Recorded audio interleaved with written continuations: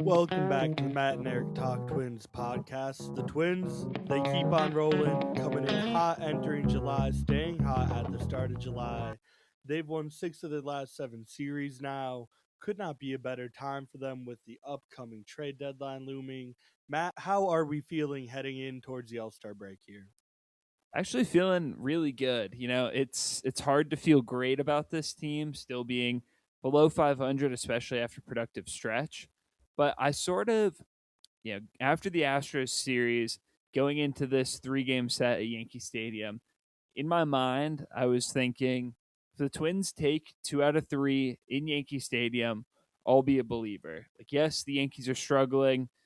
They're not at the peak of their powers, but if the Twins can go on the road, win a series, maybe I can convince myself that they should win or they should buy at the deadline. And the Twins went in there. They won 2 out of 3, both games with overpowering offense. And the one game they lost, they only scored, I think, a couple runs in that one. But honestly, you could chalk it up to the bullpen really coughing up a close game. So in my mind, maybe this is a team worth investing in. What do you think, Eric? Yeah, there's certainly two trains of thought here because I do put a lot of stock into a team's performance in the month leading up to the trade deadline. I think that this is the time of month where teams that really want it really separate themselves.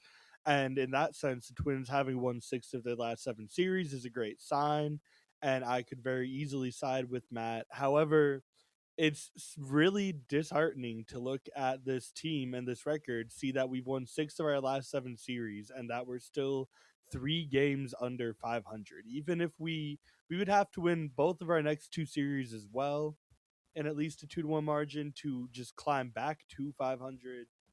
So we've been doing a lot of work, but they still have a lot of work left to do in a short amount of time, in my opinion. True, although the next 3 games are, well, the next 6 games are against the Jose Ramirez list Guardians, and then, the always hapless Angels team. So, they have a good chance to win, 4 of their next 6, including against one of the teams they're trying to chase down in the division. I think if they go back to Target Field and they take 2 out of 3 or sweep the Guardians, it's going to be really hard not to feel some type of way about this team.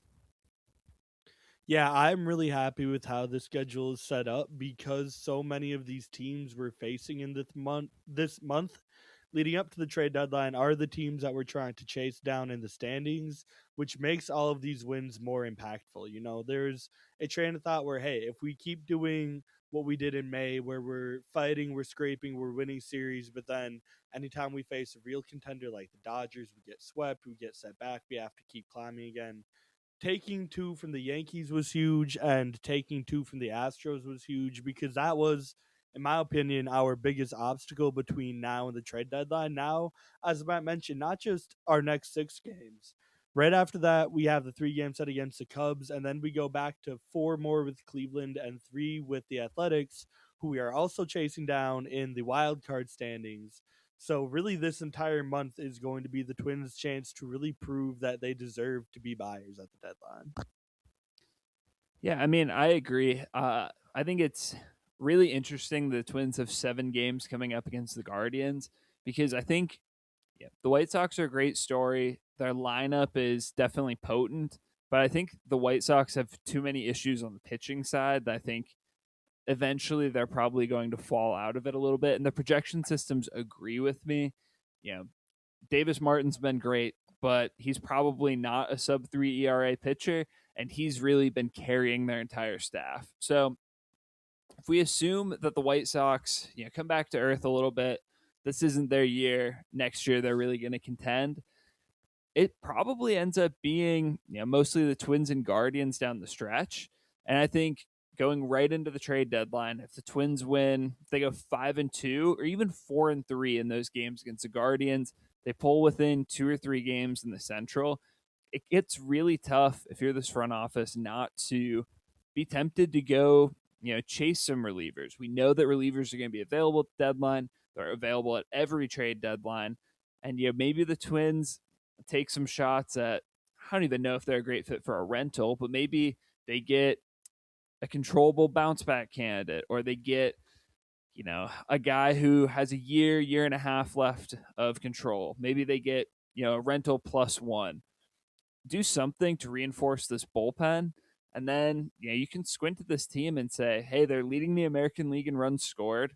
They have a pretty decent rotation that should be getting at least a little bit healthier with Bailey Ober coming back. Maybe if they can, patch together a decent bullpen, or at least a non-abysmal bullpen, this could be, a sneaky division winner or third wildcard team. Yeah, I think that that's very much within their sights as a buyer. I'm still struggling to believe that they're going to be all in buyers at the deadline, though, no matter how well they play over this next month, really. It's still tough to envision, no matter how well they play, a world where we aren't shopping guys like Josh Bell and Trevor Larnach to me, just because they are guys that we aren't going to be able to control beyond this year. And as nice as it would be to like make the playoffs this year, to win the division this year, I do think that the Twins are going to be more long-term success and long-term oriented in their attack at the trade deadline this year. So they're going to have to do a lot of buying in my mind to offset the selling that almost inevitably is going to happen. But if they stay busy, they could easily do it. But my thing is, Larnick and Bell have been two of the big drivers of their offensive success for the last month and a half. Josh Bell in his last 30 games has almost a 950 OPS, and then for Trevor Larnick in that same stretch has about a 915 OPS. So like those two are two of the Twins' most productive hitters, and I think they play a big role on the Twins for sure. But also, if you're looking at it as another contending team, for the same reason the Twins are probably willing to move on from those guys, I don't think teams are willing to give up a whole lot. Like, it's not like we're going to get a top 100 prospect for either guy. And so I think it would have to be, a need for need trade. Maybe there's a contender out there that needs a DH that feels comfortable plugging that hole with Larnick or Bell and is willing to trade, a decent reliever. But I think those kinds of straight up baseball trades, need for need swaps are easier to do in the off season, and they get really difficult to do mid season, especially in the case of Josh Bell. He's a veteran leader on this roster, and I don't know the Twins want to shake up kind of the clubhouse chemistry for a team that's producing really well when the return probably would be minimal. It's kind of a damned if you do, damned if you don't situation to me, where I mean, we've already covered extensively the need to free up roster space for some of these younger guys to get up here and play this year. And I think that's where, if we're going to start looking at playoff projections and where we're sitting in the standings, that's where I don't want that type of success, honestly, to impede us promoting our minor leaguers, getting our young guys up and getting them reps and at bats at the major league level. Because honestly, I think if these guys are as good as we think they are, they're going to be contributing to a winning baseball team anyways. And if not, like, yes, we want to win this year, but I still firmly think that it's not really worth it to be just a fringe wildcard team, just, barely scraping by the AL Central, if it's going to be at the expense of moving forward with our overall vision. Yeah, and I mean I agree with that. I think it becomes a tough balancing act right now. Like this team is winning and they have produced the most runs scored in the American League. Those are two facts so far that I think point to this roster working as the Twins intended. However, like you pointed out, some of the drivers of this Twins success, aren't controlled long term. At some point, you do have to look at that future vision. What's the plan for next year? What's the plan for the next 3 to 5 years?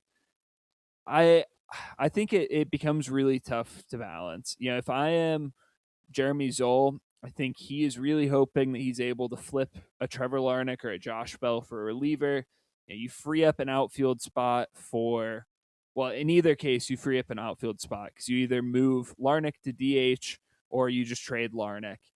You can then put Jenkins or Rodon or Emmanuel Rodriguez every day in a corner, you probably don't lose too much production. You get a little bit better on defense and hopefully bring in a reliever. I think that's probably what the Twins are trying to do. But again, that just comes down to finding another contender who's willing to make that kind of swap.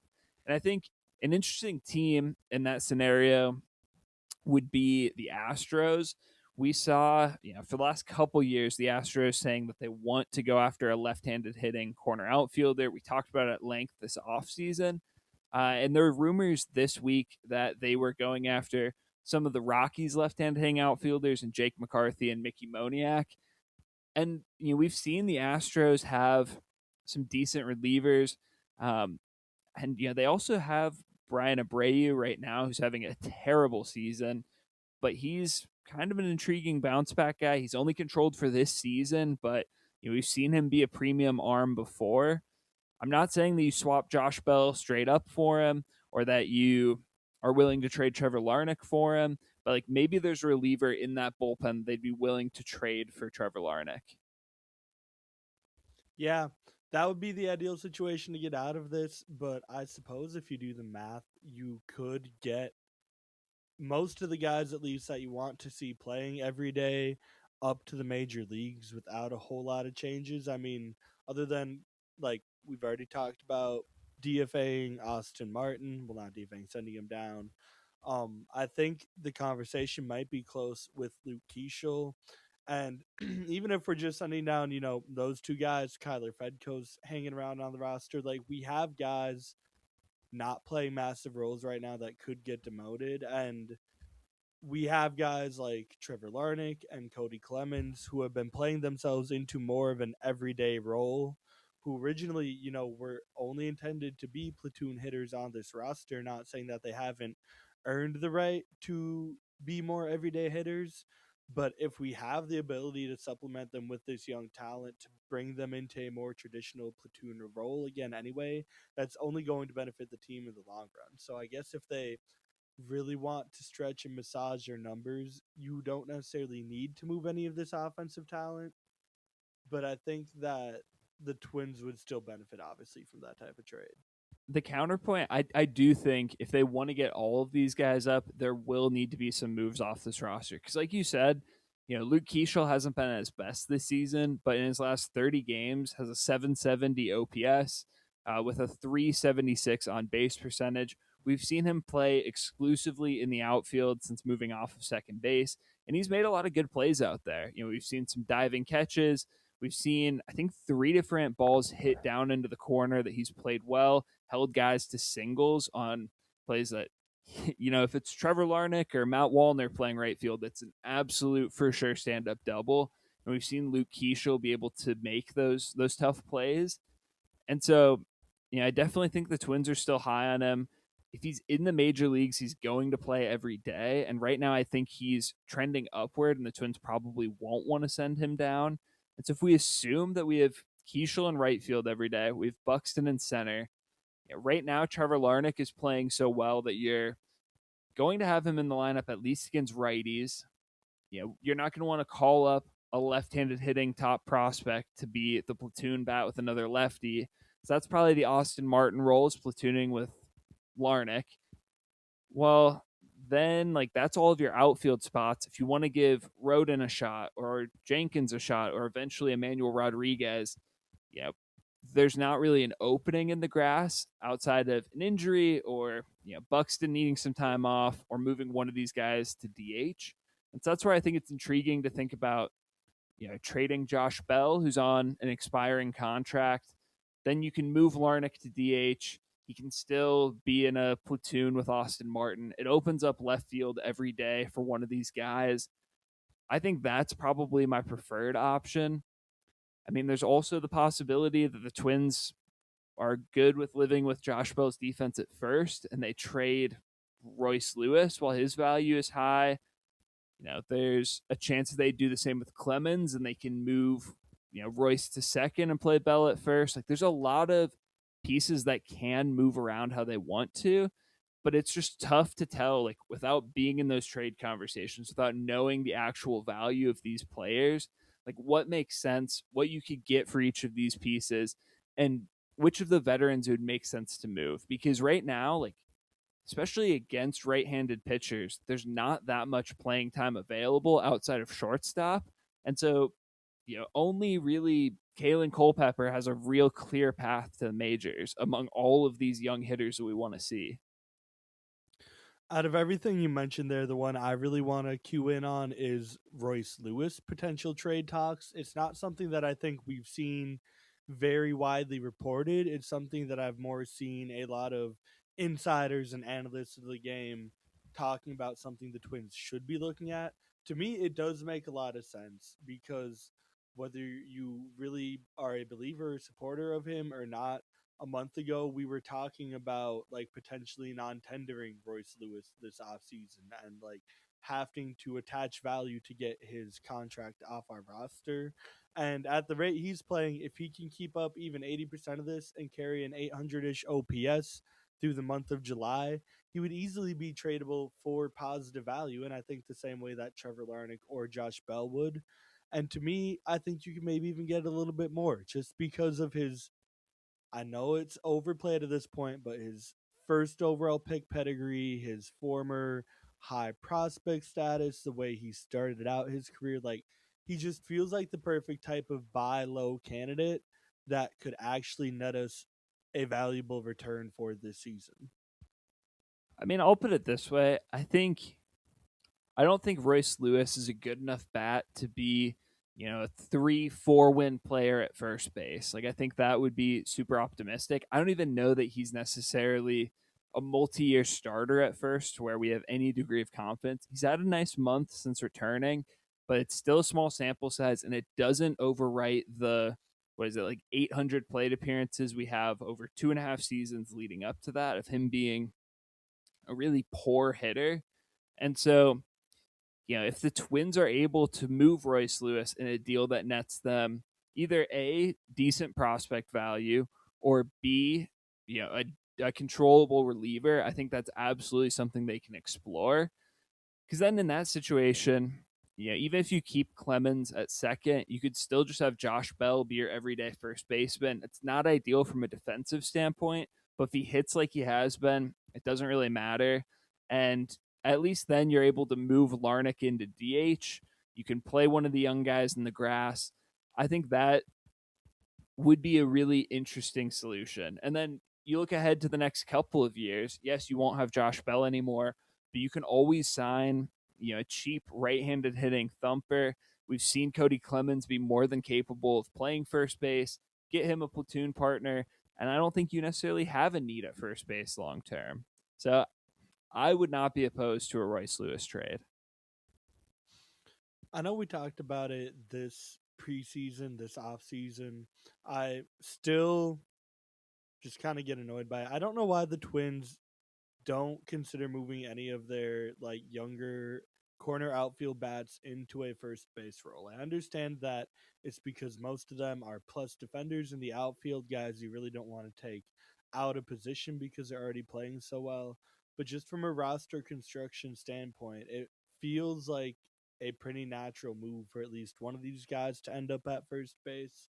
And if you're looking down the line and you do want to get all three of them on this roster at the same time, if we're talking about, Rodriguez and Rodon and Walker Jenkins, I think it's kind of the only natural step for them to take. Yeah, and it's tough because all three of those guys, as you mentioned, are plus defenders in the grass. But also, like, I think from the Twins' perspective, I know one of the beat reporters asked Jeremy Zoll about this. I think it was Aaron Gleeman.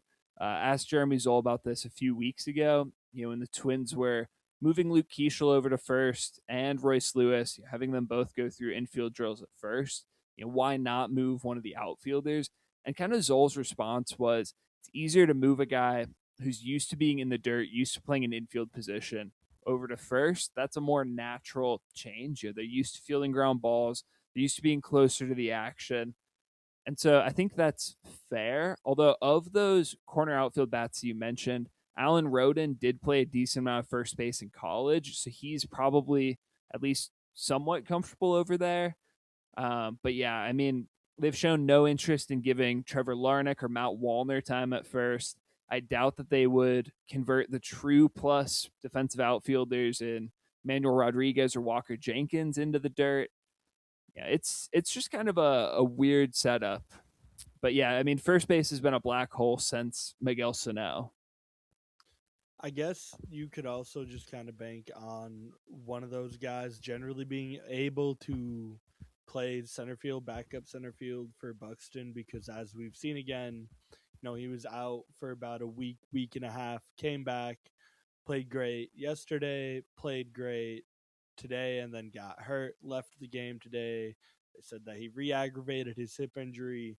So I feel like we haven't been chalking it up to as much of a role as we used to because he has been healthier. But if we do always talk about needing a like very viable backup center fielder to replace Buxton, then it does make more sense to believe that all three of Rodon, Rodriguez, and Jenkins could fit onto the roster together. Yeah, and I think going off of the re-injury to Buxton, looking ahead to the Twins' next 6 games going into the break, they do have a lefty on Tuesday in I think Joey Cantillo, but then they have 5 straight righties after that.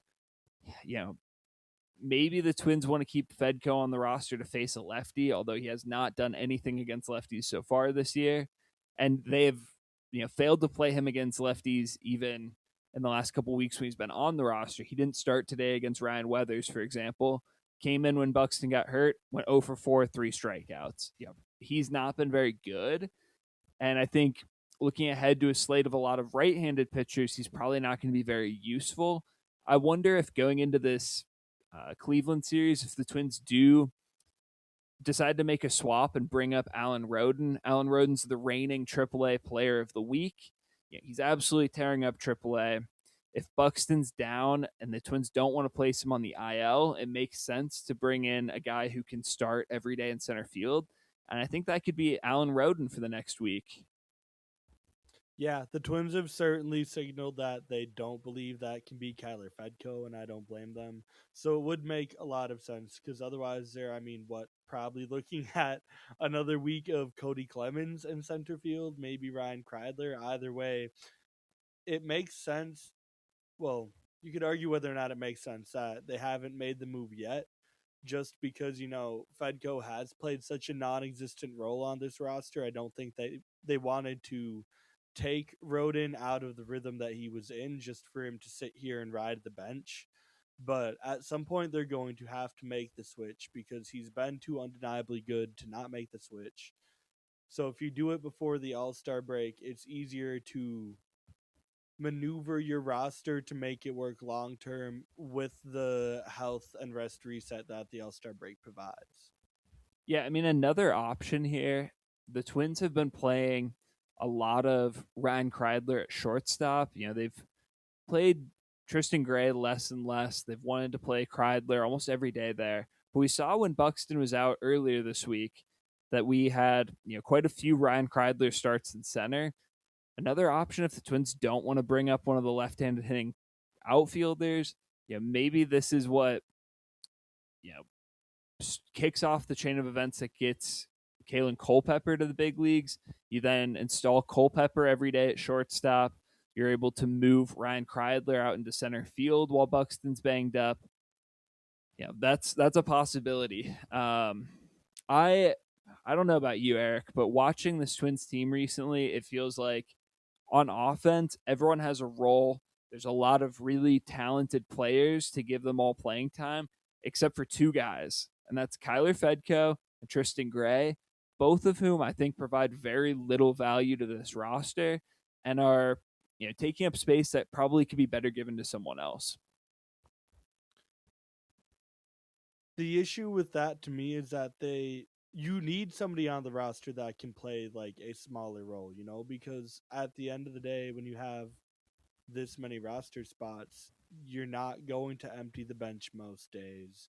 You're not going to, maybe get a guy into a game for 5, 6 days at a time because you're going to run into an issue where you have 5 righties in a row that you face. So I don't disagree that there's guys that probably deserve the spot more, But I do. It's the same thing we would go back to with Rodin replacing Fedco. It's like you don't want to bring a guy up just to sit there and play the Tristan Gray or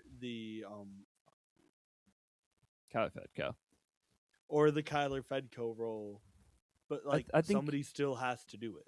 I think my counterpoint here is, especially with Tristan Gray, like you don't need to have a part-time infielder in that role. I think the way I envision it is that the replacement for Tristan Gray on this roster would be Kalen Culpepper. Culpepper plays every day at shortstop, and then Kreidler, while not being in an everyday role where he's the starting shortstop batting eighth every day, he now becomes kind of the Willie Castro, or at least the first season of Willie Castro, where he's a guy that you trust to play, you know, six different positions. He's a decent enough bat to where you feel like you don't have to necessarily work matchups. He's just kind of the guy that goes into the lineup when anyone needs a day off. You plug him in wherever, he'll play good defense, and he'll be, non-abysmal with the bat. I think that's the ideal role for Kreidler. And it also, eliminates some of the playing time concerns because you're not taking full time at bats away from anyone. It's just Kreidler filling in at a bunch of different spots to get to 400 plate appearances a year. So that's how I would envision that role changing. And then for the other outfielder, I think really that spot would be best used for a left-handed hitting, strong side platoon bat. The problem there is that you're not going to want to platoon Luke Keeschel, given that he's shown so much success and promise in the big leagues. And so if you're not then gonna, it just is a weird fit. Like I get what you're saying with the outfield stuff, and that the Twins now have, Luke Keeschel give a bunch of playing time to, but you would also like to get a left-handed outfielder. It makes sense for that to be a platoon, but also you want both guys in that platoon to probably play a little bit more. That one does get a little tough, but I think subbing Tristan Gray for Kalen Culpepper makes a ton of sense as a really seamless fit. I agree, and I think I could kind of pick up the pieces of where you were at because if we have Kreidler moving around in more of that Willie Castro type of role, then you can take the Kyler Fedco position, which has largely just been acting as a backup in center field for Byron Buxton, and you can give that to a guy who will play a legitimate strong side platoon with Austin Martin in right field. Not that I agree they wouldn't each deserve to maybe have more playing time than that, but at the same time, beggars can't be choosers. And it goes back to, well, just because guys maybe deserve the chance to play more doesn't mean that we should force them to if we have the ability to create a platoon advantage at that position. So I Yeah, would have no issue with just kicking Tristan Gray out to make Ryan Kreidler the rover, and then you could really dedicate a true platoon to right field because you would still have Josh Bell and Luke Keeschel and Cody Clemens to cover, and Royce Lewis to cover your second base, first base, general infield. yeah, and I mean, if we're getting Luke Keeschel more time in the dirt, if he's going to play some second, he can play some first. That also opens up some more playing time. The problem is too, the times when you would want to move Keeschel into play second is against left-handed pitchers, but that's also when you want Keeschel in right field, so you're not playing Alan Rodin out there against a lefty, and so it becomes a little bit tough to be like, when against a right-handed pitcher would we ever expect Keeschel to be playing in the infield to open up at bats for Rodin, right? Because like the same reason you don't want to take at bats away from Trevor Larnach or a Josh Bell, like Cody Clemens has been one of the Twins' best hitters, and he's starting every day at second. So then you say maybe we move Keeschel into play second, and then we move Clemens over to first. Okay, well now that's taking at bats away from Royce Lewis. Well, you could put Royce Lewis at DH, okay, but now that takes at bats away from Josh Bell. Oh, well, we want to move Royce Lewis back to third. Maybe he can play third against some righties. Well, now it's taking at bats away from Brooks Lee. So it's a lot of mouths to feed, and it's really just kind of messy. Like it's a better situation than we had earlier in the year, where we just didn't know if we had enough guys to fill every position, and the offense was not great to start out. But the fits become a little bit weird, and that's where I feel like being able to flip one of these guys for a reliever makes a whole lot of sense. I mean, there is also a really easy answer dangling right there. I think I mentioned it at the start of the episode. Just send Austin Martin down. Like respectfully, I'm sorry. He had his run. He looked good. He looked actually to me legitimately transformed at the start of the year. He hasn't been able to hold it up. Even playing more strongly into a platoon role recently, the numbers haven't really bounced back. If that's what it takes to make this all work, then I'm sorry, it's time. Luke Keeschel can be the right-handed platoon side of the right field equation, and then to me, everybody does get a pretty decently even shake. Okay, but the problem is that Austin Martin is not playing a whole lot to begin with. Like he's never really playing against righties. He's only pretty much platooning with Larnick and left, and it is Luke Keeschel full time and right. And so like sending down Martin doesn't change a whole lot because you still need a right-handed complement to Larnick and left. And so I think sending down Martin is probably not a huge change from what they're doing currently. And also, yeah, I mean Austin Martin's hit better in his last couple weeks. In the last 15 games, he's up to a 360 on base, but overall, I mean it's still ugly since April and May. I mean, just because Luke Keeschel has been the everyday right fielder doesn't necessarily mean that he needs to be or we should want him to be.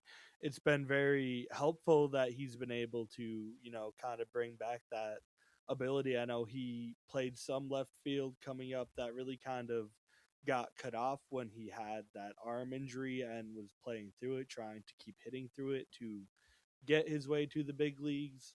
But yeah, it's been nice that he's been able to pick up right field as a position he can play again. I don't think that it's been so wonderful that we need to fight to, protect those at bats.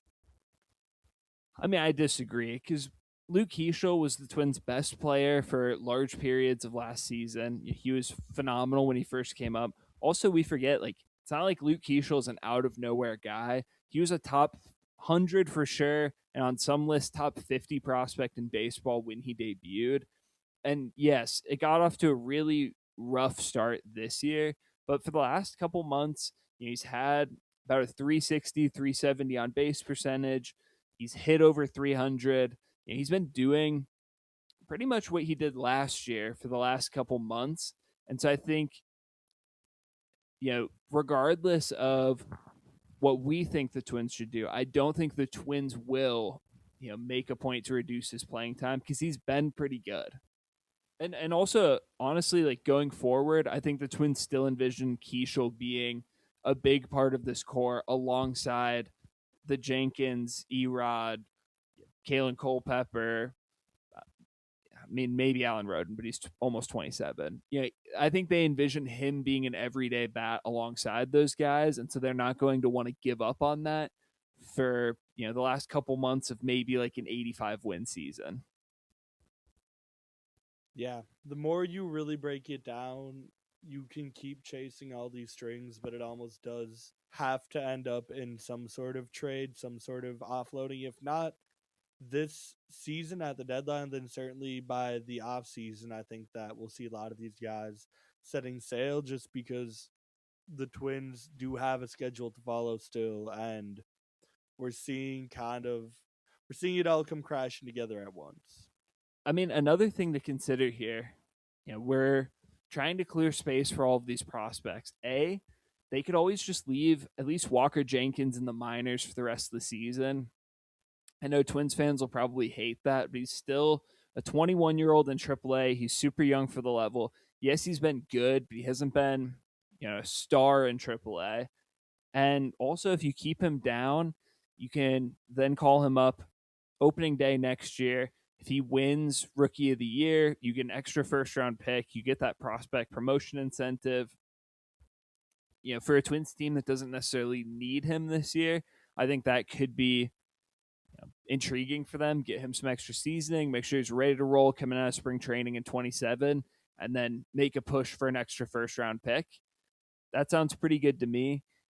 Also, there's a possibility that they trade one of these prospects, right? Like I know we would prefer one of the veterans with less team control getting dealt, or even a guy like Matt Wallner who's just sitting in AAA right now.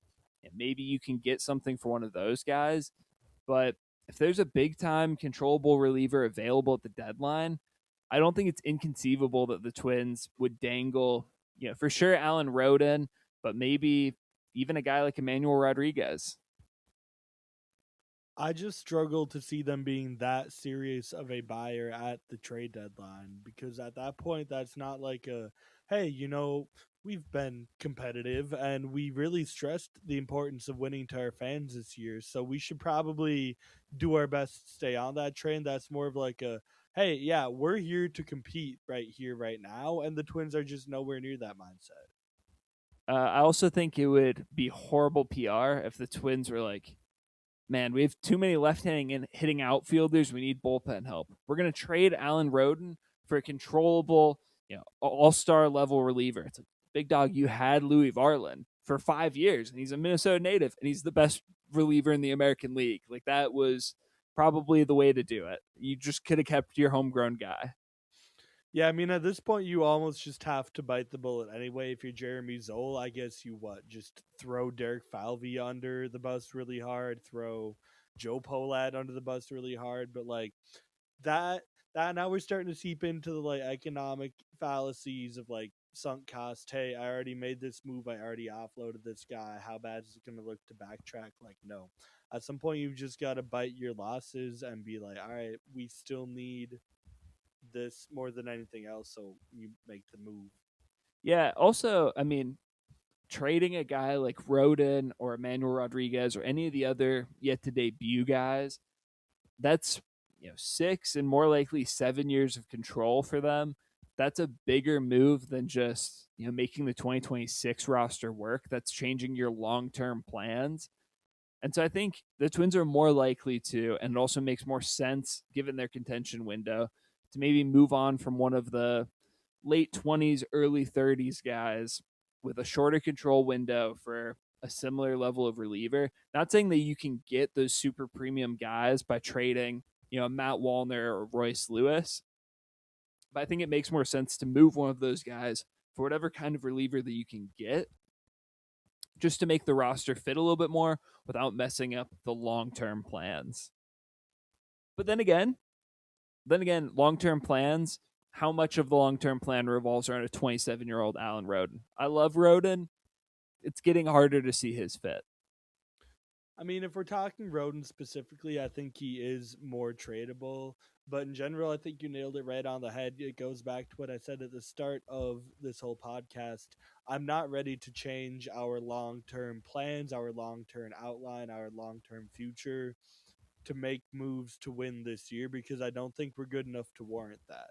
I do think that I want to see the ancillary guys like we are talking about get traded just because if we cling to everything that we have and we add maybe one or two relievers trading away Matt Wallner and Royce Lewis, like we said, and we make the playoffs as the third wildcard team with Josh Bell and Trevor Larnach and our band of misfit toys. Yeah, it's fun, but I'm not really excited. We made it here, but it was at the cost of what? Riding out these guys that we have no plans of really keeping in the organization by snuffing out the ability for a lot of our younger guys to get reps at the major league level and improve. I would be much more excited, obviously, seeing this team make a playoff run while jettisoning some of these veterans to get these young guys some playing time because to me that's what would be exciting is a playoff run built on guys that feel like they're going to be part of the future playoff runs, not this random 2026 pop-up wild card win. Yeah, and I think we're on the same page. Like the ideal game plan revolves around selling some of the shorter control window veteran hitters, going after either very similar relievers or relievers that are a little bit less established but have longer control windows. Get some bullpen reinforcements, move off of the veteran hitters, open up space for the young bats to play at the big league level.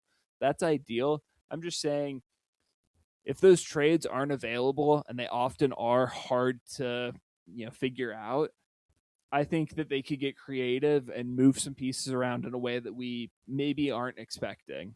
Right. So moving on to the aforementioned bullpen. So they've been a lot better of late, right? Like we've talked a lot about Yoendris Gomez breaking through as their kind of de facto closer. He's been fantastic so far this year. Also, Andrew Morris just continues to impress. The stuff continues to tick up. He's often, in the 98 to 100 range with his fastball. He's getting more strikeouts. He's limiting the walks. He looks great. I view him as a fully formed, well, still forming, but definitely a worthy back end reliever. Outside of those two, I think the other most trusted arm in this Twins pen had become Anthony Bonda, who had thrown, I think, like 21 straight appearances without giving up an earned run. He, of course, got injured this week. He went on the IL with a lat strain, and Derek Shelton said he's going to miss months, not weeks. So it sounds like we're not going to have Bonda around anytime soon. And now, after Morris and Gomez, that bullpen looks pretty rough. It's Eric Orzi and his 5.5 ERA. It's Taylor Rogers and his ERA over 6. It's Travis Adams, his ERA over 6. Marco Raya and his ERA over 6. It's a gross group out there. And so I think there's a lot of room for improvement. Yeah, I am really excited by what the Twins brought in this week with Woo Suk Go, who they were able to pull out of AAA from the Detroit Tigers. He had an assignment clause which allowed him to go straight up to the Twins major league level where they will have to keep him on the roster. But that shouldn't be a problem because, as Matt mentioned, we have so many holes in our bullpen still that anybody's going to get an audition. Shoot, Justin Lawrence got 2 weeks in the bullpen to work. Yeah, and Woo-Suk Go is one of the guys that I liked when he was first coming out of Korea. He gets quite a bit of strikeouts. He has a high ground ball rate. The problem with him has always been walks, and we saw that. He signed a major league contract, never debuted with the Padres. The Padres actually optioned him all the way to Double A, so that tells you where his command was coming out of spring training. He kind of was okay for them. They dealt him then to the Marlins, I think at the deadline, where he stayed in the minors. He was in the minors with the Marlins all of 2024, 2025. Then eventually went over to Detroit at some point in 2025. And he just was not good. He wasn't striking guys out. He was walking a ton of guys. It was rough. And now this season with Detroit, his strikeout rate is back up to, about 30% in 29% in AAA. His walk rate's still high at 10%, but he makes up for it with a near 50% ground ball rate. It's tough to say that that's going to translate directly to the big leagues, but if he can continue to keep the ball on the ground and get strikeouts, it's a recipe for at least an okay middle reliever. And as we just pointed out, an okay middle reliever would be a godsend for this bullpen. Yeah. When the season started, Andrew Morris wasn't even on our radar as a potential power arm out of the Twins bullpen, and Yoendris Gomez wasn't even on the team. So it's just really continuation of the leave no stone unturned approach that Jeremy Zoll and the Twins have been taking to the bullpen. And so far, they've found two legitimate success stories out of everything they've thrown at the wall. And that's great. That's, anything that they can get to stick is going to be great to build for the future because we really did come into the season with pretty much nothing guaranteed. I think the interesting thing is going to be who gets sent down. We've talked about how really they have like 5 guys in this bullpen that you could option and not think twice about. But it's going to be interesting to see which one they choose. Like, as a whole, Cody Funderburk has been the least impressive. He has only a 13% strikeout rate to a 17% walk rate. That's god awful. But he also is only the second lefty in this bullpen. So like maybe they want to keep him up. Travis Adams has a pretty decent strikeout rate, but has been otherwise unimpressive. Cody Lawyerson hasn't been great since coming off the IL and then getting activated back up to the big leagues. He's an option to get sent down. I mean, Eric Orzi could get sent down. He's also struggled, and we've seen him work more and more in low leverage roles. I mean, we could see Marco Raya get sent down, although they've kept him up for the last couple weeks. He's looked okay. I think they probably want to give him a longer audition. But I mean, that's what 4 or 5 guys right there that we could see get optioned. And I don't know that I have a good read on which one of them it'll be. Or I mean, it could be Taylor Rogers for all we know. It could be anyone. We just know it's not Morris and Gomez. I would say, based off of the way these guys have been getting deployed out of the bullpen, that Travis Adams really kind of still sticks out to me as the sorest thumb. They largely have been using him for mop up role, for the pseudo long relief role, partially just because he is one of the more built up arms in the bullpen, but also because he has not been trustworthy with any sort of lead. He really is doing his best Emilio Pagan impression this season, and it's terrifying. The Twins have done enough of that. They clearly don't want to see that again, and I don't blame them. So I would have to guess, if I had to, that Travis Adams would be the first guy out of this bullpen. But they really do seem to like what they've seen out of Marco Reyes so far. So I think that he leans much more on the safe side to me right now. Yeah, I mean, you mentioned Travis Adams is kind of the long relief mop up guy. I mean, honestly, you could make that case for anyone. I think all of these guys are pitching kind of low leverage. They don't The way they're used doesn't show to me that Derek Shelton trusts them in any capacity, even when they do come in with leads, even if they do pitch the sixth, the seventh inning of a 2-run game that the Twins are trying to close out. Almost always, I feel like those guys will start the seventh inning. They'll let a runner on base, and it's immediately Andrew Morris is up in the pen and getting hot in a hurry. And if they don't get out of it, it's Morris coming in to save the day. Like it feels like anytime the Twins have a lead, no matter when they pitched last, how they're doing recently, it's Morris and Gomez are going to be in this game because by golly, we don't have another option. If we want to win this game, these two are pitching. Yeah, it is incredibly telling that Joe Ryan threw 7 beautiful scoreless frames today, exited up 6-0 after 7, and the Twins still opted for Andrew Morris in the 8th and Andres Gomez in the 9th, with nothing that even resembled a threat to their lead. Gomez at least makes sense, right? Because like he hasn't thrown a whole lot this week, and they probably just need to give him work. But like Andrew Morris pitched yesterday. Do we need him to throw the 8th inning of a 6-run game? Probably not. We don't need to, but I do think that's also where the advantage of him being a converted starter comes in, is for now at least, they're a lot more comfortable letting him throw more innings than probably your average reliever would or should.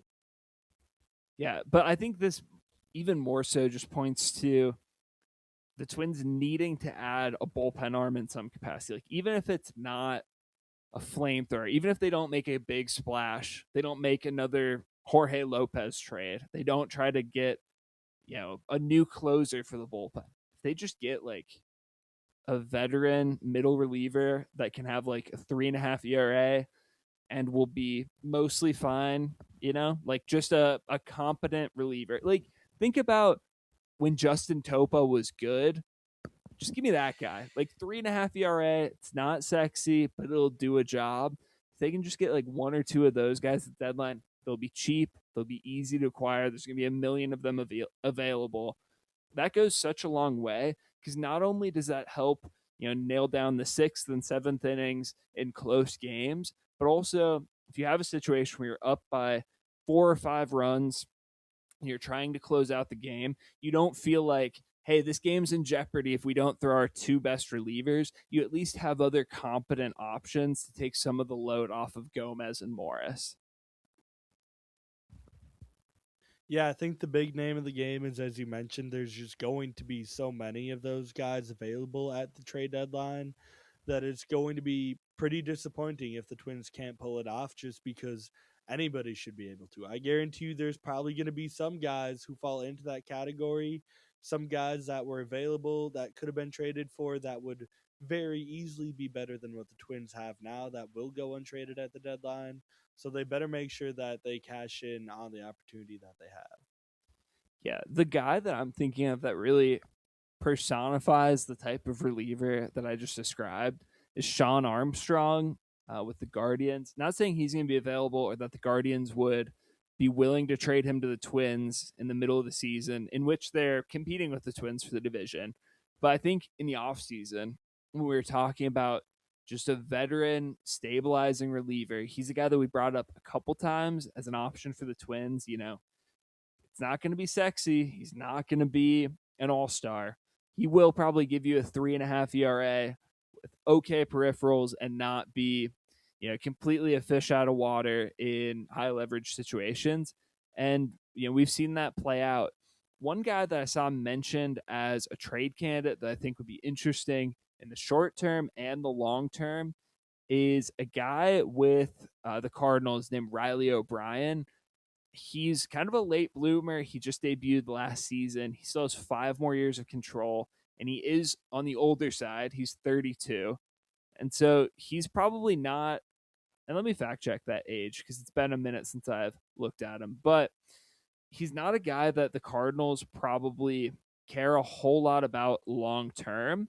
But he is a guy who has shown some ability to be a high leverage reliever. He is controlled for the longer term, and he probably would be cheap to acquire. I think that would be a good balancing act for this Twins team, right? Like get an older guy who's under control, but you think has some upside. If it works out, great. You have him for as long as anyone's going to want him.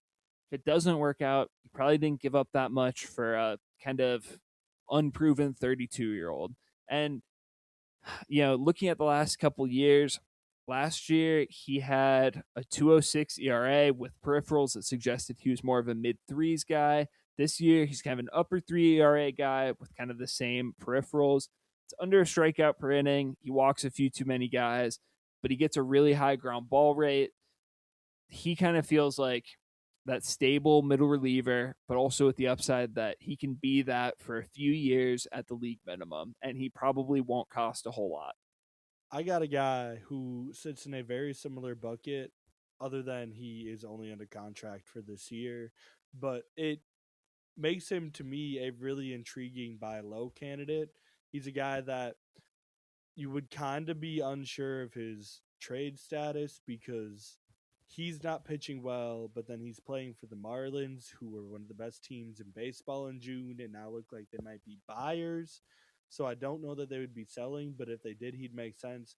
What I'm trying to say is Pete Fairbanks, who is pitching to like a horrendous 7 something ERA in Miami this year, still looks pretty good under the hood. I mean, I haven't really been paying attention to Marlins baseball or why Pete Fairbanks hasn't been putting up great numbers, but he's a guy who was great for a while, has a history, I mean, comes from the Rays organization and bullpen of just always producing great arms.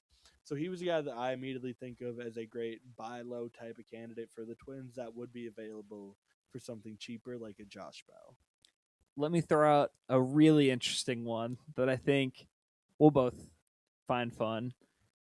Not Trevor Hoffman. I wish that prime Trevor I Hoffman was would available. love Trevor Hoffman. But Jeff Hoffman is maybe available. Of course, he's the Blue Jays' former closer. He was usurped by Louis Varland this year. And Jeff Hoffman hasn't been at his sharpest. Currently on the season, he has a 4.42 ERA. Not ideal, but the underlying metrics still paint him as an elite reliever. He's coming off a tough 2025, but overall, I think he's still a pretty solid arm. And, his strikeout rate is as good as it has ever been. His K rate on the year is all the way up at almost 36%. The walk rate is decent. I think, you can squint and still see him being an elite level arm. You might say, well, why would the Blue Jays trade him then? Well, he is making $11 million a year. He is 33, and the Blue Jays have needs elsewhere. Like we've seen, their outfield be pretty banged up at times. They lost Santander for the year. Um, Addison Barger has been hurt at times. Same with George Springer. They just kind of need another guy in the outfield that could use another offensive piece. And, if any team in the league has the ability to take on a kind of subpar defender, it's the Blue Jays, who have one of the best defenses in baseball. And so, in my mind, Jeff Hoffman controlled for this year and next, making a little bit more than you'd want him to make for his platoon and role. That sounds similar. It's just like Trevor Larnach making a little bit more than you'd like as a strong side platoon corner outfielder. Seems like a match made in heaven. It gets the Twins their established late inning reliever. It gets the Blue Jays another big bat to help fill in some of the holes in that lineup. Tell me why this shouldn't happen. Yeah, the upside of that for the Twins too is that if you pick up Hoffman and he pitches even semi close to what he has done in the past few years, I mean what he's been teasing with his strikeout numbers and some of his stuff still this year, he's very easily tradable come this offseason if you don't want to pay him that money or you for some reason believe that you now have enough bullpen options where he's dangleable. I don't really see that happening, but I could definitely see them cheaping out on him. Either way, you could still treat him like a pseudo rental if you want. Yeah, I mean, going into next offseason, he will have 1 year and $11 million left. And that's pretty much what Pete Fairbanks signed with the Marlins. So, I mean, he's definitely affordable if he's pitching at this level. I know the Twins usually shy away from multi-year commitments in the bullpen and especially paying a lot of money to relievers. But I think Hoffman in particular gives them the chance to take on a little bit of risk with him in his contract, but potentially get a much higher octane arm than they otherwise would be able to. It allows them to do, if the Blue Jays want to maybe do the straight up baseball swap of trading, a bat that we don't need for a reliever that you don't need. I think it makes a lot of sense. And also the Twins have history. This front office has history with Jeff Hoffman. They, of course, brought him in after the 2022 season as a non-roster invite. They ended up, not selecting him to the roster. They traded him to the Phillies, where he went on to be an All-Star. I'm sure they are still haunted by that, but at least this front office has shown that they, are interested in Jeff Hoffman, and maybe they'd be willing to make another pursuit.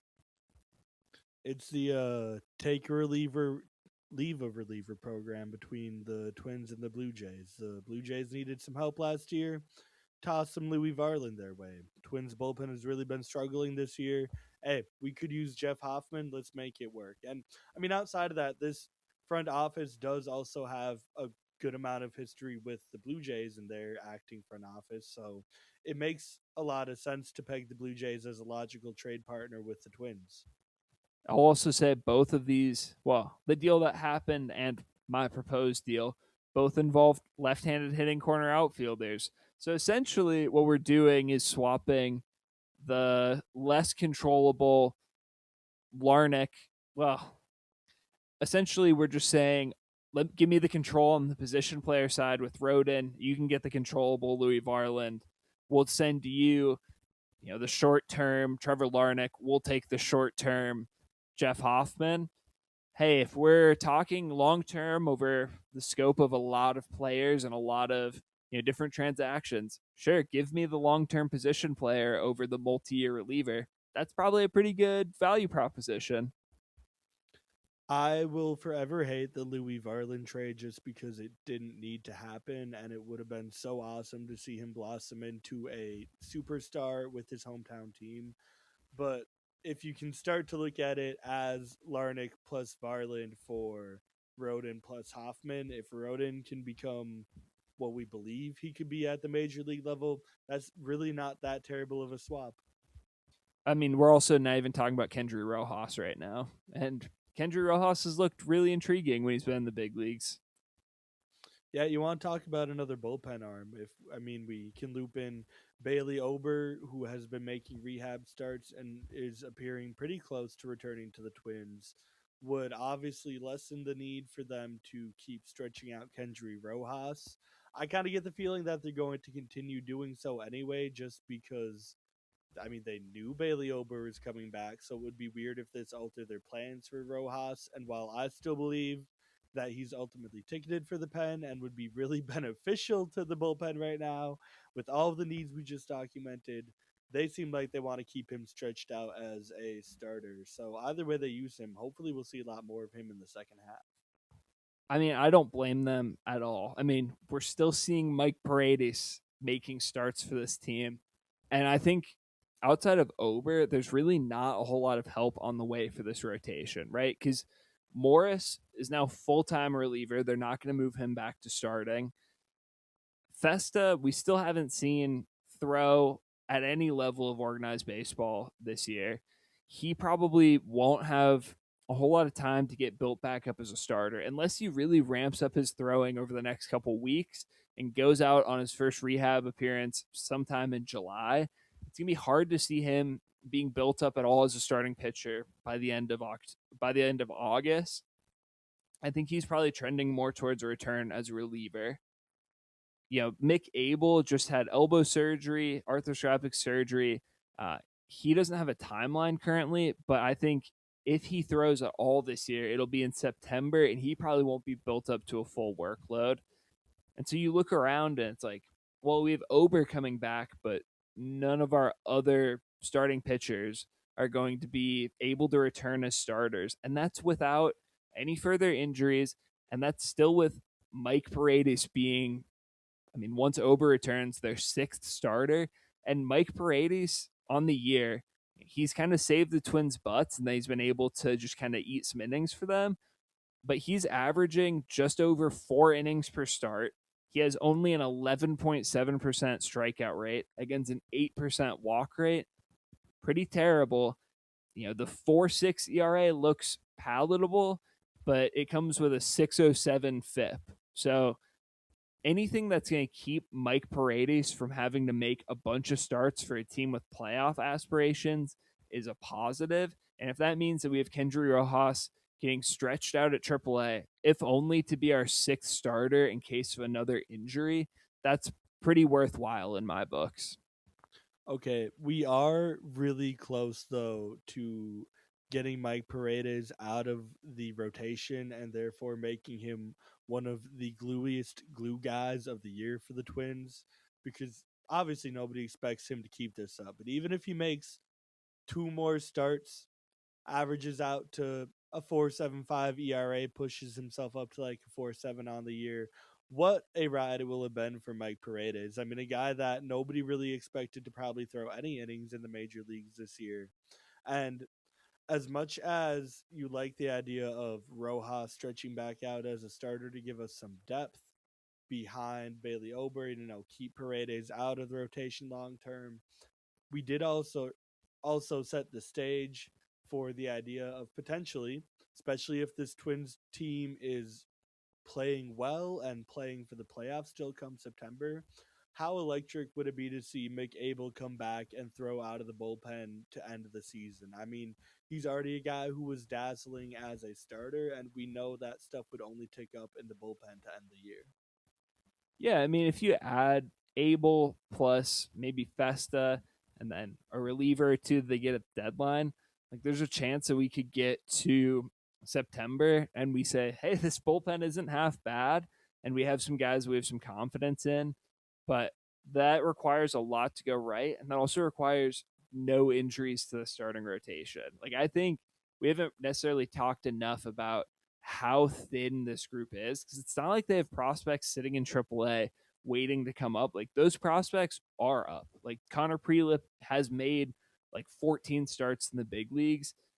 There's not a whole lot left there, and I think that's why the Twins are stretching out Rojas, and that's why I like that move. I also have a comp for you on Mike Paredes. He's really doing his best Devin Smeltzer impression. I really do like that comparison. Devin Smeltzer is another folk legend around here for sure. Yeah, I also didn't realize Devin Smeltzer in 2022 threw 70 and a third innings for the Twins with a 3.71 ERA with god awful underlying metrics, including a 13% strikeout rate. Also, that was the hardest throwing year of his career when he added 3 miles an hour from the previous season and got all the way up to 89.4 miles per hour. In 2021, averaged 86 and a half on his fastball. But genuinely, there's a part of the players like that that really keep the game interesting for like the nitty gritty super fans like us. Like, yeah, obviously, I really enjoy watching Joe Ryan go out there and spend 7 shutout innings against the Yankees in Yankee Stadium. But also, like, man, how fun is it to just watch a guy like Devin Smeltzer, like Michael Paredes, pick up the ball and just defy all odds for the least amount of possible time. I'm not saying it looks great. I'm not saying you enjoy watching it, but it's just there's something magical about watching. I think it comes back to the idea of like watching something that it's so bad that it's good because it's working. You're just kind of in awe. Yeah. So there's two sides to this coin, right? There's like the, oh, this guy is fun because it shouldn't work, but it does. And like we're rooting for him. Like the Randy Dobnak. It's like this guy's an Uber driver. What's he doing on the mound? And then for a while had the lowest ERA in the history of baseball because he was just funky and weird and it worked.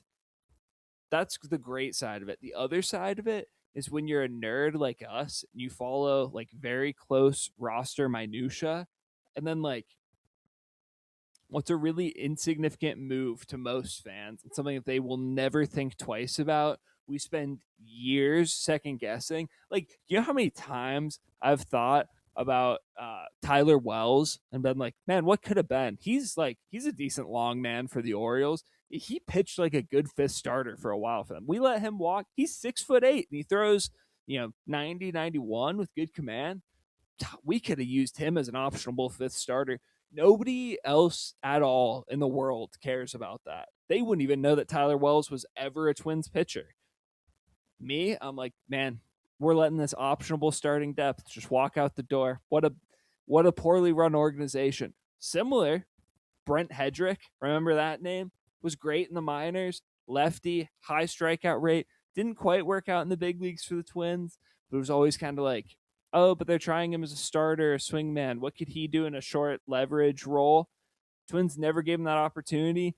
Traded him to the Yankees for cash. Guess what? Setup man for the last couple years. And now, hear me, nerdy Twins fan, going, man, what could have been? Would love a power lefty like Brent Hedrick in the bullpen. Nobody else cares, but me haunts me. Look, man, I am a firm believer that everybody is nerdy about something in the world. And that's also why there are so many hobbies and interests out there because there's so many people that there's got to be a special interest for everybody. So why not revel in the fact that ours is baseball? If we're going to be nerdy about it, at least go all the way in and indulge yourself to your nerdiest extent. This is also like why, dude, I could go on and on about random role players that the Twins used to have. I'm like, this guy would be a great fit. Would love to have had that guy on a roster. Remember the like 15 uninspiring Tyler Malley starts we got? Not great. Yeah, I know these guys mostly didn't work out, but hey, I would love to have Spencer Steer be the right-handed hitting platoon outfielder with Trevor Larnach instead of Austin Martin. We would have probably a 30 homer platoon in left field if we had those two. That would be pretty sweet. Cade Povich would be cool as our fifth starter right now, but instead we had Jorge Lopez. And I would love Yenier Cano in that bullpen. I was a Yenier Cano fan in 2023, and he didn't get a fair shake. I'm gonna bring us back to our reality a little bit here because I've been just still perusing trade ideas in my mind. I have two pitches to you.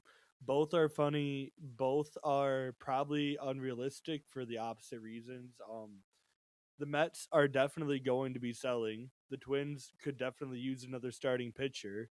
At first, I was like, they could easily go out there and trade like a fringe top Twins 20 prospect for Sean Manaea. Just get somebody to sit back there and eat innings a little better than Mike Paredes has been doing. But then I was like, I took it a step further and like, the Twins don't really want long term commitment. Like they could go trade for Freddie Peralta. They could. I think that the cost is lowering by the day to the point where like the Twins got to at least consider it now, right?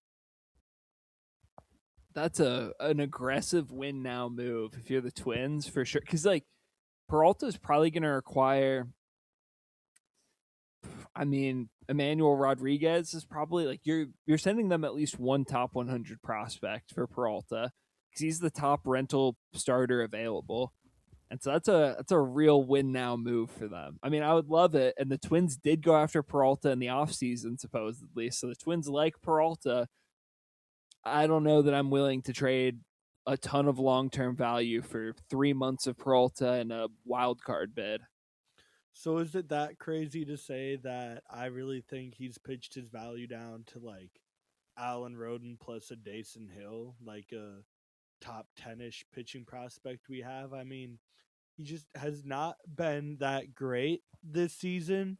The Mets are in a bad spot where they know, like people know they have to sell, so they don't have a lot of leverage. That doesn't mean that the interest won't be there, but I wonder if the price still could maybe be lower than we're expecting. I still think Roden and Hill is a pretty strong price for 3 months of Peralta. But I mean, I would be excited about it, right? Like I would love to see the Twins go out and acquire another starting pitcher. But I mean, also, well, I guess if they're trading for him midseason, he's not eligible for the qualifying offer. So never mind. But it'd be interesting. Also, one more Mets trade that I think Wheeler could also probably get done for a Rodin plus Dason Hill level package. Luke Weaver is also under contract for next year and seems to have figured it back out and has been dominant for the Mets. I love Luke Weaver. I was pounding the table for the Twins to sign him. I don't love the idea of trading a ton of value for a reliever who is, well, I don't love trading a ton of value for a reliever, period. Trading it for a reliever who's already making the market rate, like who's already been paid in free agency, seems like you're not leaving yourself a lot of room for sure. I also would like to point out that the Twins could have an interesting opportunity to make the rare and often questioned challenge trade of prospects. The Twins have a million left-handed hitting outfielders without enough playing time for them all. Could we see a situation where the Twins identify a pitching prospect in AAA somewhere and a team that needs a major league outfielder, and they go make a swap of Roden or Erod for a similar AAA starter, and that gives them some more starting rotation depth. And then maybe late in the year, that guy can shift into a power arm in the bullpen if they need it. It's certainly possible. I just don't know that the Twins would be making that big of an addition to their starting rotation at this point in the year. I mean, they clearly need another arm there, but I think they have enough arms that they hope could be like top of the rotation arms that they still want to, prioritize for the years to come. So they could, but I don't know that their priority is adding more elite starting pitching. Brother, you just told me they should trade for Freddie Peralta. I mean, that's as like a 1 year rental thing, not like I think Freddie Peralta would be cheaper than, I mean, I don't know what we're talking, like a Thomas Harrington. He's like the top pitching prospect, so that's lofty, but I somebody in mean, like the top 50-ish who's a AAA starting pitcher. yeah, I mean, the Pirates have a bunch of guys you could probably pick one off of. Like we talked about Carmen Mlodzinski. He could be interesting, right? But what got my brain spinning was like all of the Mets optionable starting pitchers that the Twins reportedly had interest in a Joe Ryan trade, like Jonah Tong or Christian Scott, someone like that. Although the Mets have young left-handed hitting outfielders, so it probably wouldn't work for the Mets. But like that level of pitcher is kind of what I'm thinking. So I think overall, to put a bow on this whole trade deadline discussion and just overall how we're feeling about this team, I think it's important to not just go off of our feelings around this team, but also kind of what the numbers say. And right now at Fangraphs, the Twins are projected for a 31.8% chance of making the playoffs. That's more or less where they were at the start of the year. And their overall win projection is up only about one win from where they were post Pablo injury. And so I don't want to get too far out in front of ourselves and say that like this team has wildly exceeded expectations and they are surefire buyers. But I think being this far into the season and still having that much hope alive for the playoffs is notable.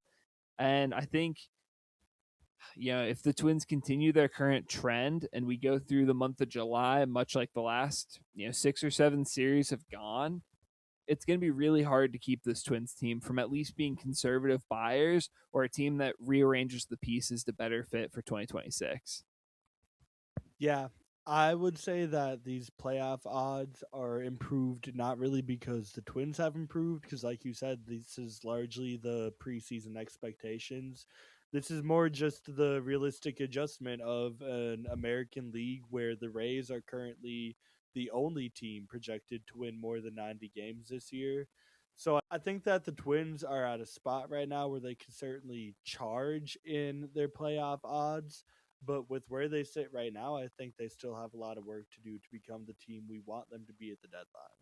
Yeah, I think they're at least at the point right now where let's say they go 500 from here to the deadline and they're at roughly the same spot in the standings they are currently.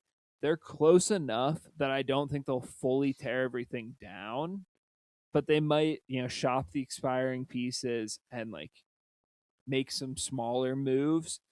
But again, like it's hard to speculate this far out, but like right now it's very much trending towards they're at least going to try to win down the stretch, and it's not going to be like last year where it's anything that's not bolted down is getting sold for future value.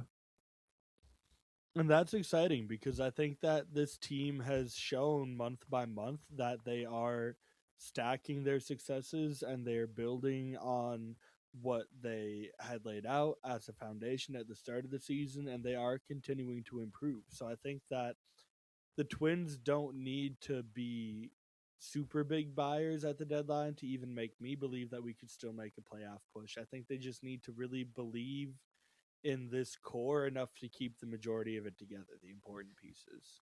Yeah, and like I mean some other things that we haven't really talked about, obviously the lineup is playing well so far.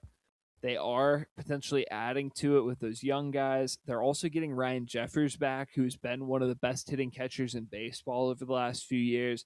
That's going to further bolster the position player side. We've talked about the rotation getting a little bit healthier with the return of Bailey Ober. Maybe there's an outside chance that like Festa becomes healthy in the next month or 6 weeks. I think really the only spot where we don't see internal development pushing this team towards a playoff spot is going to be that bullpen. And that's the main thing that's held them back so far. So I think the reason we talk about this every episode and the reason we really harp on the bullpen is it's just so obvious that that's the spot that they would need to add and also the easiest spot to add. So even if they aren't full blown contenders and they don't do anything splashy, I would be really surprised if they make it through the deadline and they don't at least make like a Trevor Richards level acquisition for this bullpen. Like Trevor Richards was terrible. He truly one of the worst performances I've ever seen from a reliever for any team for any stretch of time. But like that idea of like, well, this guy might work out. I think they'll at least do that. They've at least done well to align their interests and their needs very well. Because, I mean, there's some teams that are going to come into this trade deadline really kind of in two worlds, where I think, like you mentioned, it's easy for the Twins to make bullpen upgrades, and I think they kind of knew that, and that's why they steered into this direction to start the season. Because, like, let's be real, it's possible for the bullpen to be bad enough that it stops a good team from being great, but it's not possible for a bullpen to be good enough that it can stop a bad team from being bad.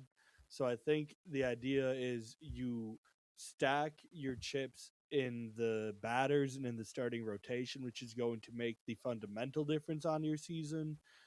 Because by getting to this spot in the season and this positioning that they are, standing wise and playoff odds wise, they now give themselves the opportunity to upgrade meaningfully and easily compared to if they would have spent that money on relievers this offseason and would be the ones who would be hunting for some rental bats. Yeah, and I think that's a really fair point. And I think a lot of Twins fans lament the fact that the Twins traded away, John Duran and Griffin Jacks and Louis Varland and Brock Stewart and Danny Coulomb and all these relievers, right? But like the fact is the Twins weren't a good team even with one of the best bullpens in baseball over the last couple of years. And now they're at more or less the same spot that they were last season without any of those guys. The difference is you can find relievers. You can't necessarily find everything else at the deadline, to Eric's point. And so I think going into this deadline, I feel a lot better about the long term outlook of this team than I did at the last deadline when it felt like everything was kind of stale. There wasn't meaningful ways to upgrade this team. We didn't necessarily see what the next wave was going to look like. And it felt like there's a lot of guys with expiring control windows. At least now, it's a young roster. It's a roster that has wide open payroll books for the future, and you can really see avenues to make this team a true contender in the near future. Yeah, to me, it's the idea of would you rather live life putting out fires or would you rather live life preventing fires? I am big fan of Smokey the Bear. Me and him go way back, but I think that any good team is built not on a group of guys that can put out fires as they rise, but as a team that prevents fires from happening in the first place. So I think that's what the Twins have been shooting for, and that's what they've been successful on this year, which is what gives me reason to believe that they could actually sustain the success that they've had so far. All right, Eric, before we sign off, give me one ideal trade for the Twins. One trade that if you could, pull the strings, put on force trade and MLB the show, make another GM do it. Who would you acquire? Who is going to fix this roster? I mean, if I can shoot for the moon, I didn't mind your idea you pitched earlier about trading some of our high end left handed hitting prospects for a pitcher. So why not really shoot for the moon? Send honestly anybody, Emmanuel Rodriguez, Walker Jenkins, Alan Roden, and whoever they want. Let's get Cade Anderson in Minnesota. Seattle doesn't need all of these pitching prospects. They already have so many great pitchers. I don't necessarily know if Cade Anderson's a guy that you see debuting this year. Maybe he could be your power bullpen arm come September if the team is playing well. But I think if the Twins are going to invest in keeping together the roster that's playing well this year, then yeah, trade some of those prospects, go get a promising power arm like Cade Anderson, and give us something to really dream on for both sides of the ball for years to come. Yeah, I love that. Cade Anderson, probably the top pitching prospect in baseball. I can't imagine that the Mariners are wanting to give him up, but if we have force trades on, heck yeah, sign me up for Cade Anderson. I'm going to also target a left handed pitcher. Mine's a little bit different. Give me Shlomo Lipitz, the 45-year-old plumber. He throws 68. He strikes out Shohei Ohtani. He'll be the glue guy in this bullpen. We need a left-handed reliever. We're gonna replace Bonda with a guy who throws 30 miles an hour slower. They'll never expect it. He's a change of pace guy, veteran presence out there. And if a sink breaks in the clubhouse, Shlomo's your guy. Give me Lippitz. I think I've just had a breakthrough with the arguments everybody's been having about Shohei Ohtani and his position eligibility, making him kind of a cheat code for your 24-man roster. Why don't we have, similar to how the NHL has like emergency goalies who sit in the stands, and if like all three of their goalies get hurt, then this guy jumps in every team should have one roster spot dedicated solely to the Shohei Otani pitcher. This guy only exists on your roster to pitch to Shohei when he's batting against your team. That way, everybody else gets, an extra spot on their roster, but they can really only use it against Shohei. The Dodgers get to keep Shohei and the benefits of him being a two-way player. And guys like Shlomo Lipitz get to carve out their own MLB career. This is perfect too, because like I don't know if this is a normal thing for hockey, but I know that when a team had to use their emergency goalie like a few years ago, the emergency goalie was also their Zamboni driver. So like they have other jobs just like around the stadium that they do day to day. And that's like, oh hey, by the way, two guys got hurt. You're in net. Suit up, buddy. That's like Shlomo, but he just like fixes sinks and like does general plumbing. Then like, hey man, eighth inning, 1-run game. You got Otani. And he's just like, all right, I'll put down the wrench. Where I'll go out there. Let me put the cleats on. Honestly, just great business sense and great if you're the employee. Like, so much easier if I have to already be at every, wild game as emergency goalie that I can just get paid to be there and do a job. And if you're the team, why have more employees when you can have one guy wear multiple hats? Every employer loves that. Which union is he a part of? Is he a plumbers union or is he part of the MLBPA? Does he make the big league minimum or does he make a union wage? These are important questions. The real question is, do you think that a minimum union wage would be more or less than the MLB minimum? Oh, it's got to be less. I mean, they make. I think the major league minimum is like almost $800,000 a year. I don't think the union's paying that. I forgot that that's been climbing recently. All right. Well, we are sufficiently off the rails. Anytime we're talking about union wages and Shlomo Lipitz and I don't even know, whatever else, Devin Smeltzer's velocity, it's about time for us to wrap up. As always, you can find us every Wednesday on YouTube, Apple Podcasts, Spotify, really anywhere you get your podcasts. We're going to be there. Regardless of what the Twins do down the stretch, what they do at the deadline, you'll hear us every week talking about the Twins, talking about whatever else, probably bringing up random guys you haven't thought of in half a decade. So if you like that sort of thing, please join us and we'll keep putting them out for you. Thanks for listening.